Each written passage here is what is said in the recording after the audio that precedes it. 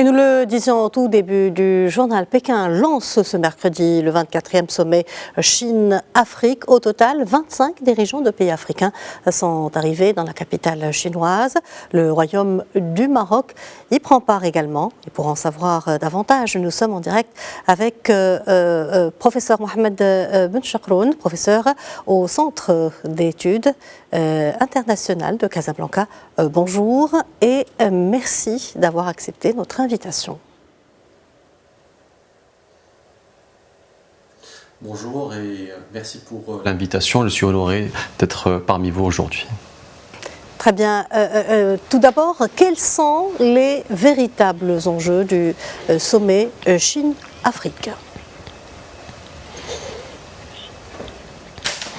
Alors le slogan de ce forum Chine-Afrique s'articule sur le renforcement du partenariat entre le géant chinois et le continent africain qui est un continent en pleine effervescence avec de grandes opportunités. Donc les trois mots-clés sont le renforcement sécuritaire, le renforcement du commerce entre la Chine et l'Afrique et aussi en termes d'investissement afin que la Chine puisse asseoir et soutenir le développement du continent africain d'un point de vue économique et d'un point de vue de ses infrastructures.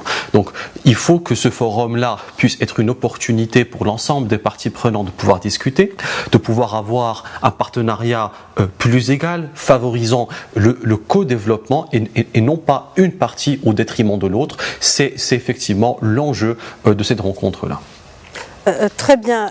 Quels sont les domaines de coopération les plus stratégiques pour les pays africains et Pékin? S'agit-il d'un partenariat gagnant-gagnant? Alors, nul doute que le partenariat sino-africain dispose d'une complémentarité assez exceptionnelle. Le continent africain représente pour la Chine du business développement, des développements d'affaires, une opportunité pour les entreprises chinoises d'avoir des parts de marché en termes d'investissement, en termes d'appel d'offres, en termes aussi d'exploitation des ressources naturelles dont la Chine a besoin, parce que comme la Chine est un pays industriel avec une non-autonomie de ces ressources-là, a besoin effectivement d'une prospérité de l'Afrique pour pouvoir maintenir son avancée industrielle.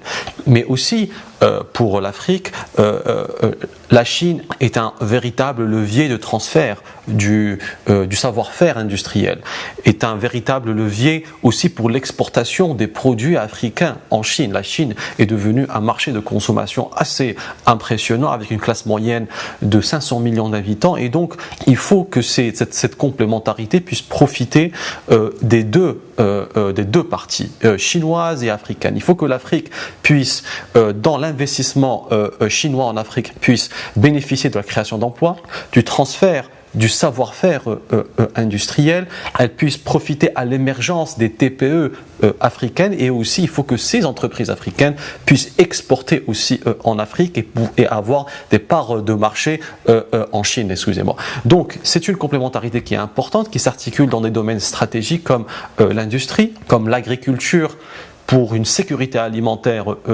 africaine, dans le domaine de l'extraction et l'utilisation des ressources naturelles et aussi dans le domaine du développement des infrastructures. L'Afrique a besoin d'une infrastructure moderne pour asseoir son développement et la Chine, elle est là pour non seulement investir, mais aussi donner des facilités de financement à travers des prêts et tout cela doit être à la table des négociations dans ce forum-là.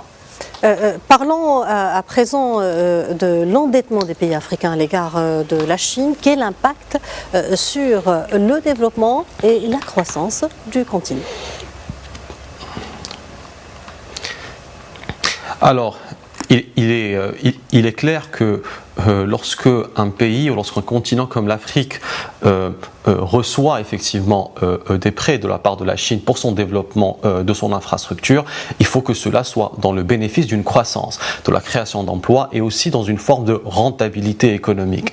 Maintenant, il est vrai que la Chine a beaucoup aidé les pays africains dans leur développement en termes d'infrastructures. Là, je pense par exemple au chemin de fer d'Addis Abeba-Djibouti qui a nécessité un investissement de 4 milliards de dollars via des prêts chinois. Je pense aussi à des barrages hydroélectriques fabriqués par la Chine. Je pense au pont qui est au Mozambique. Donc tout cela crée un surendettement.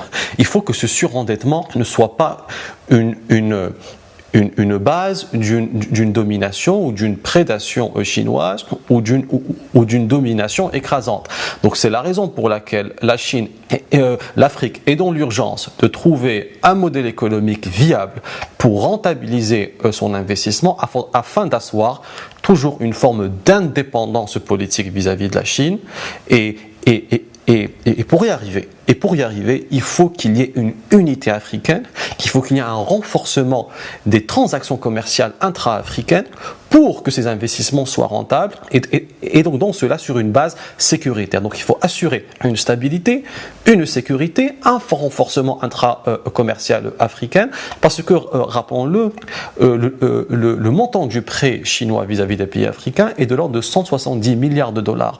Donc il faut que ce poids-là de l'endettement ne soit pas une base de prédation chinoise en Afrique et donc l'Afrique doit effectivement s'unir pour avoir une force de frappe beaucoup plus impactante. Qu'en est-il de la coopération sino-marocaine? Quels sont les projets chinois au Maroc et dans quel secteur? Alors, il y a un secteur qui est un secteur de l'avenir.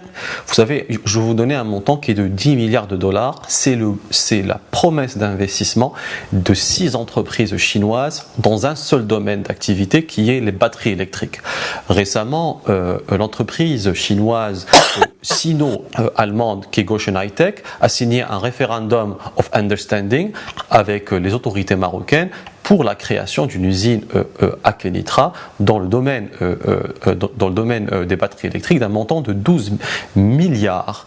Je retenais bien ce chiffre de 12 milliards de dirhams pour une création de 17 000 emplois d'ici les 10 prochaines années. Donc c'est quelque chose qui est un domaine de l'avenir. Le Maroc dispose des ingrédients intéressants pour attirer les investisseurs étrangers, dont chinois, dans ce domaine-là. Et donc, il faut que ce partenariat puisse être au bénéfice également du Maroc, encore une fois, dans le transfert du savoir-faire industriel et technologique chinois, dans la création d'emplois. Il faut que la création d'emplois il faut que les ingénieurs marocains puissent bénéficier de ces créations d'emplois, les techniciens et l'ensemble de la main-d'œuvre pour que, effectivement, qu'on nous achemine vers un secteur, vers un écosystème des batteries électriques qui soit intégré, élargi et au service de l'économie marocaine. Donc voici un exemple d'un partenariat sino-marocain extrêmement prometteur. Mohamed Benchokroun, merci d'avoir répondu à nos questions. Je vous remercie pour ce précieux éclairage et je rappelle que vous êtes professeur au Centre d'études internationales de Casablanca.